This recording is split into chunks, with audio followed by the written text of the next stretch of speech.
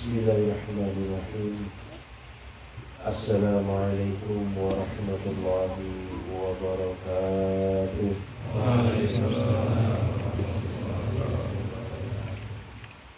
Innal hamdalillah nahmaduhu wa nasta'inuhu wa nastaghfiruh wa na'udzu billahi min shururi anfusina wa min sayyiati a'malina. May yahdihillahu fala mudilla lahu wa may yudlil fala hadiyalah.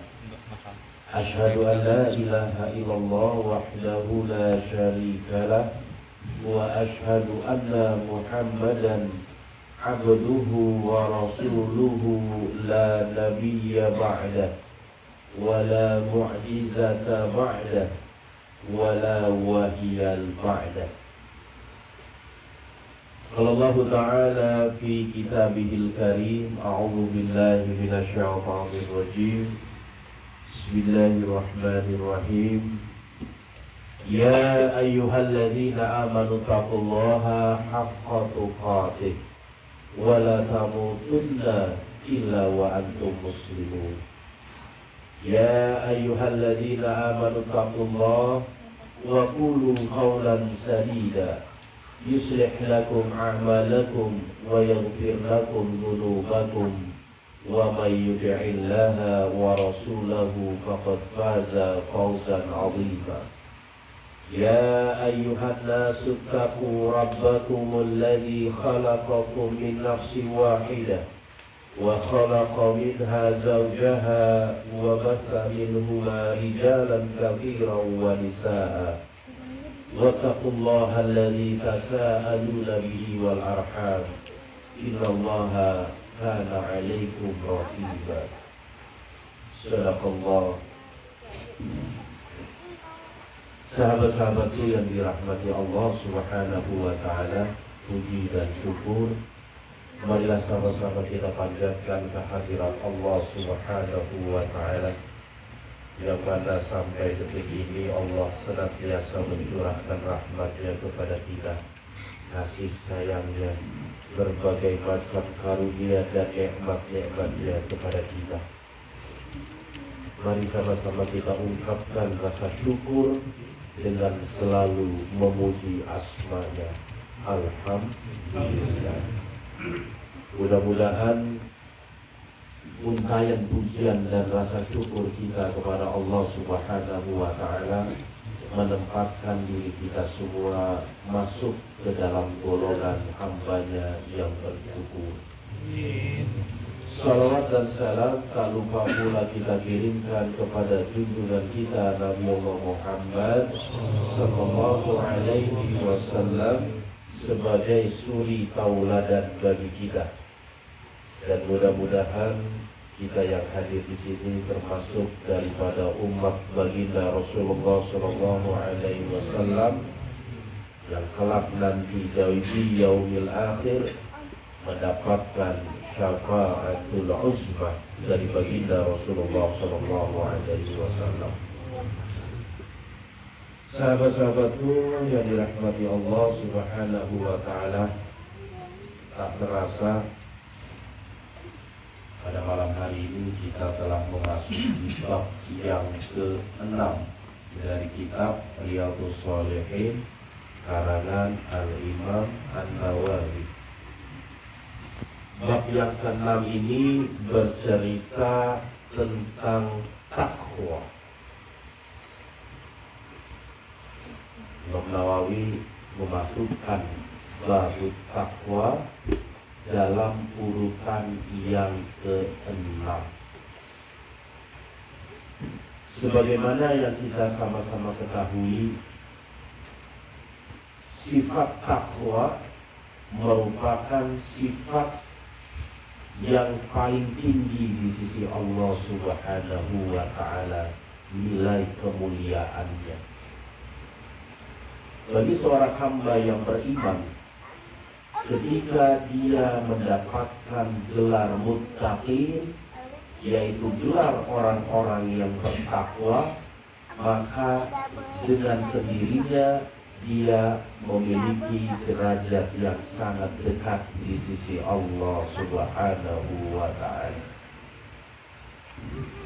Lalu apa yang dimaksud dengan takwa itu sendiri?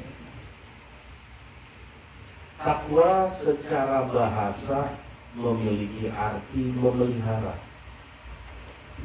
atau satu makna dengan khosyah yakhsha, artinya takut. Ulama sepakat dari berbagai macam dalil Al-Quran maupun hadis Rasulullah SAW, maka disimpulkanlah yang dimaksud dengan takwa adalah seseorang menjalankan perintah Allah dan menjauhi segala larangannya. Itu takwa. Dalam kitab Riyadhus Shalihin, di bab takwa ini, Imam Nawawi mencantumkan salah satu firman Allah yang berkenaan dengan bab takwa. Ayat pertama yang dicantumkan oleh Imam An-Nawawi tercantum di dalam surah Ali Imran ayat 102. Ini ayat yang sangat terkenal, bahkan menjadi kewajiban bagi seorang khatib ketika khutbah Jumat.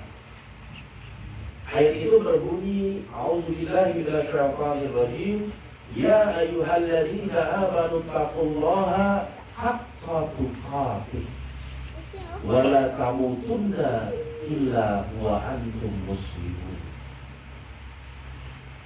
Yang artinya, ya ayyuhalladzina amanu, wahai orang-orang yang beriman, ittaqullaha haqqa tuqatih, bertakwalah kalian kepada Allah dengan sebenar-benarnya takwa. Di Al-Quran cuma satu ayat yang dicantumkan lafaz haqqa tuqatih, dengan sebenar-benarnya takwa. Wala tamutunna, dan jangan sekali-kali kalian mati illa wa antum muslimun, kecuali kalian dalam keadaan muslim, berserah diri atau memeluk ajaran Islam. Ayat ini sangat penting yang harus kita jadikan sebagai prinsip hidup kita, bahwasanya takwa itu harus betul-betul kita tegakkan.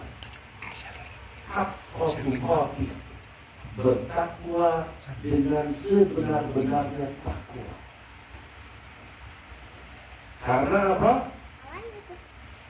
Ketika hidup kita jauh dari kata-kata takwa, ketika hidup kita membelakangi arah takwa, Allah Subhanahu wa ta'ala niscaya tidak akan memberikan keberkahan dalam hidup kita. Jika waktu kita dihabiskan dalam rangka meninggalkan perintah Allah, dan kita tiap waktu, tiap saat selalu melanggar larangan-larangan Allah, pasti kita semua termasuk hambanya yang merugi. Takwa memiliki arti menjalankan perintah Allah dan menjauhi larangannya. Itu yang harus menjadi prinsip hidup kita. Ketika kita berupaya keras untuk senantiasa melaksanakan kewajiban yang telah Allah perintahkan kepada kita, dan kita berupaya dengan sungguh-sungguh untuk meninggalkan segala larangan-larangan yang telah Allah larang kepada kita, maka Allah Subhanahu wa ta'ala akan senantiasa mencurahkan rahmat-Nya dalam kehidupan kita. Kemudian ayat selanjutnya yang berkaitan dengan takwa, apa yang Allah firmankan di dalam surah At-Taghabun ayat ke-16 yang berbunyi